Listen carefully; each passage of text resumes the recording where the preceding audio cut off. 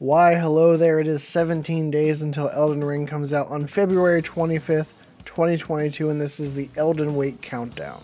Today I wanted to do some brief follow-up on the topic I covered yesterday, as well as dive into a new Elden Ring tweet and another item description. Let's get into it. So first I wanted to follow up on my video about the Barricade Shield ability, and if you're not interested in hearing more about it, feel free to use the chapter function to skip ahead to the tweet for today. But I wanted to spend just a moment because I had a lot of good discussion in the comments about it, and I think it is sort of proof of the strength of the design that there's sort of people have opinions both ways for and against the Barricade Shield skill. And if you haven't watched the video, by the way, go check that out first because I'm going to be building right off of what we discussed yesterday. So one thing I feel like I didn't underline enough yesterday is that when I do discussion about like the story or narrative and lore speculation, I make sure, especially pre-release, to make the caveat that we don't have the full context and that, you know, it's all sort of speculation, and I sort of adhere close to what we know because going too far away from it, we don't have enough context to really make those guesses. And I think with the Barricade Shield, that I didn't underline that enough, that we don't have enough context for the skills either, really, even though we had the network test that was pretty limited in scope, and I think that even factors in with the Barricade Shield for how it was received and why it seems so strong, whereas I think in the full context of the game that will play out a bit differently. And one thing I wanted to bring up that led me to a little bit of an epiphany with the Barricade Shield description is some people brought up that there was the Magic Shield spell and the Great Magic Shield spell in Dark Souls, and that is true, and I think it's worth highlighting some of the differences. So the Magic Shield spells are of course spells, not skills, and they have a stat requirement, and they cost more FP. They either cost like 30 or 60 FP compared to the 8 FP of Barricade. And another difference is that those spells last much longer, like 30 and 60 seconds for the Magic Shield spells, whereas Barricade only lasts for 15 seconds. And also I think a very key difference is that the Magic Shield spells would not only increase what is stability in Dark Souls, guard boost here, which may work a little differently but functionally is pretty similar. It doesn't only increase the stability of shields in Dark Souls, it also increases the absorption, so you take less health damage from various things, and the Great Magic Shield greatly increased your ability to not take any health damage while it was active. That is not true for the Barricade Shield. The Barricade Shield purely increases your guard boost, as it's called in Elden Ring, so if you have a 100% physical shield, you will not take physical damage. However, if you are hit with a source that is like fire or other elemental damage, you will still take health damage. From what I've seen in the footage, your health damage was not decreased at all while Barricade was active, which is a big difference and is really a solution that is easily going to be routed in not only PvP but PvE, where you have to be careful about what shield you're using with Barricade and what sort of damage you're taking, because it's effectively useless if you're using Barricade and then your shield has like 30% reduction for magic damage, because you will really just take that damage and it won't matter that your stamina is not going down as much because you're losing health. The fact that Barricade has such a different cost of 8 FP and it lasts such a different amount of time and it works differently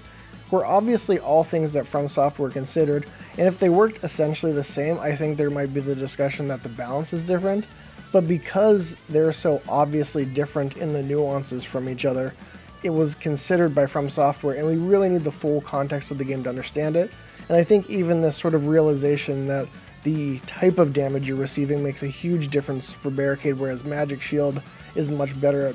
reducing all incoming damage, I think that is a big difference and does balance it out quite a bit, especially in a game where I think in Elden Ring a lot more people will be using elemental damage and have elemental skills, and there will just be access to more types of damage that I think do balance out Barricade quite a bit. But that is my Barricade Shield discussion. I wanted to bring it up again because I really like the Barricade Shield skill, and I think it makes me really hopeful for the variety of skills that will be available and the way that they will help inform playstyles. And I really wanted to sort of think through what may help balance it, and I think what we've talked about today really goes a big step towards understanding the trade-offs of using Barricade. And now for the Elden Ring tweet today, we got a Tuesday tweet As I was predicting, if they cover 2 classes on Tuesdays and Fridays, that they will be done the Friday before release, showing off all 10 classes, which seems like a really easy and a cool way to keep discussion going and to keep people excited, because the classes they're showing off seem pretty cool.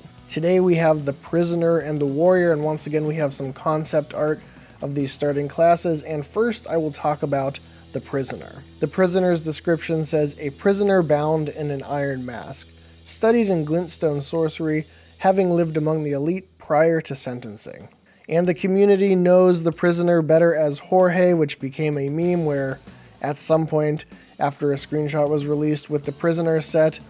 they called him Jorge and the rest is history, and I will always think of this set as Jorge.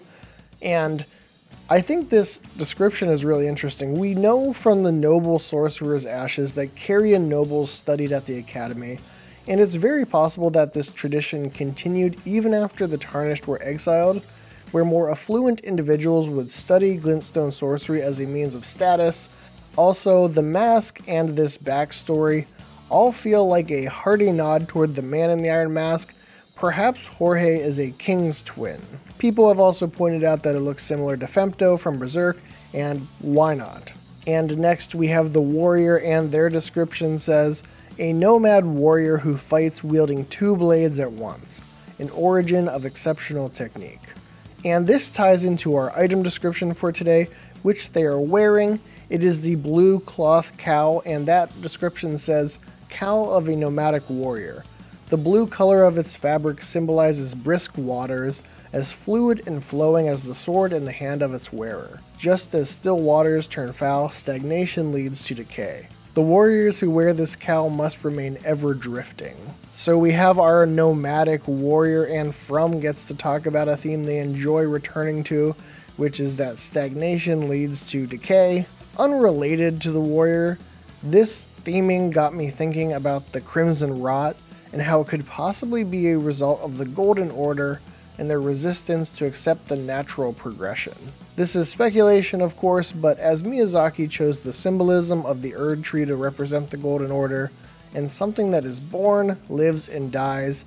them trying to outrun their fate writ in the night sky could result in stagnation of the natural cycle and cause rot. Which it sounds like Radon plans to burn that all away, but what might be left after the ashes settle? We will find out in 17 days, but that got me thinking about that, and I think these are 2 very cool classes, and I can't wait to see what they show us next, I'm assuming on Friday at this point, because the scheduling all works out very well. If you enjoyed this video, please consider giving it a like, and if you want more item descriptions leading up to release, and then you want more lore and design content following the release of Elden Ring, please consider subscribing to the Lore Hunter. Thanks for watching.